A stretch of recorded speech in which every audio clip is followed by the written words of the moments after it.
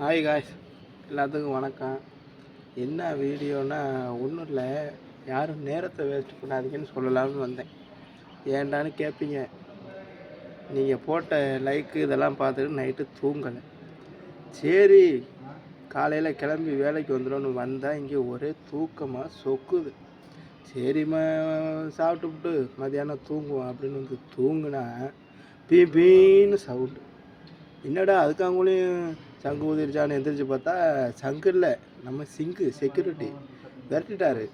சரின்னு இங்கிட்ட பந்து தூங்குனா சூரிய ஒளி சொல்லுன்னு அடிக்குது. கிரக மாடான்னு நினச்சிக்கிட்டு இன்னொரு இடத்துல செட்டில் வந்து படுப்போம். செட்டில் எந்த சூரியன் வருதுன்ட்டு படுத்தேன்.